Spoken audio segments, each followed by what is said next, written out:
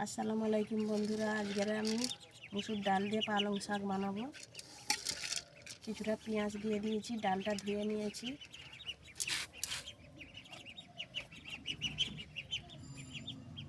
আদা বাটা, লঙ্কা হলুদের গুঁড়ো,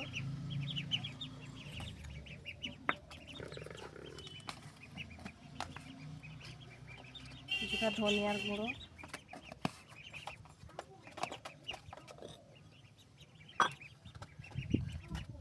একটু সরিষার তেল দিয়ে দিলাম।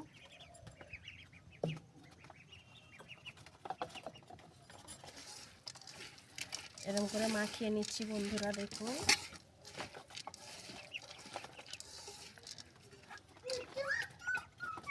এবার আমি পানি দিয়ে দিচ্ছি।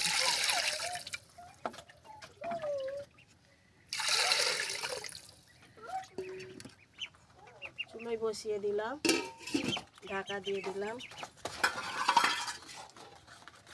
শাক ছিল, তুলে নিয়ে এসেছি। এটা আমি ধুয়ে নেব। ধুয়ে নিয়ে ডালটা ফেটে গেলে তবে আমি পালং শাকটা তুলে দেব। বন্ধুরা, আমি ঢাকা খুলছি। আমার ডালটা ফেটে গিয়েছে, দেখুন কি সুন্দর। এবার আমি পালংটা তুলে দেবো ডালেতে।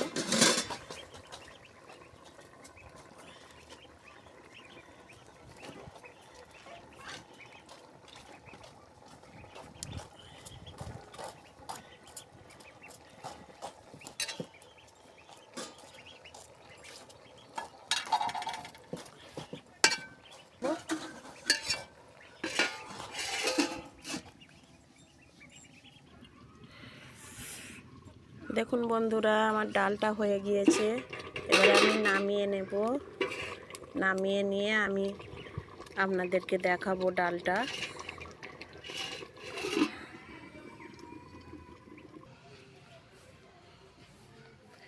দেখুন বন্ধুরা, আমার ডালটা হয়ে গিয়েছে। অল্প করে একটু নুন দিয়ে দিলাম। ডালেতে প্রথম নুন দিলে সিদ্ধ হয় না, তাই আমি লাস্টে নুনটা দিলাম।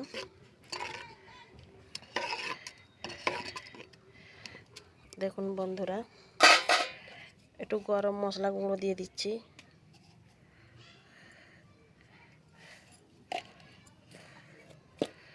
আর একটু ধনিয়ার গুঁড়ো দিয়ে দিলাম।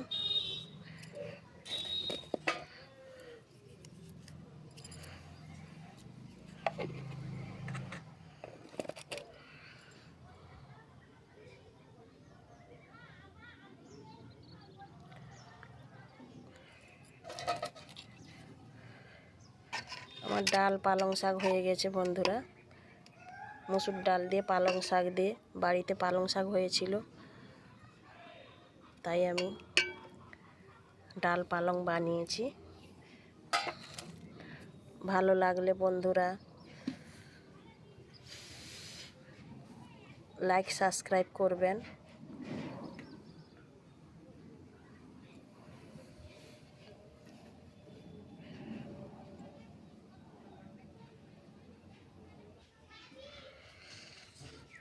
বন্ধুরা, ডালটা আমি বাটি করে তুলে আপনাদের দেখাচ্ছি। ঠিক আছে।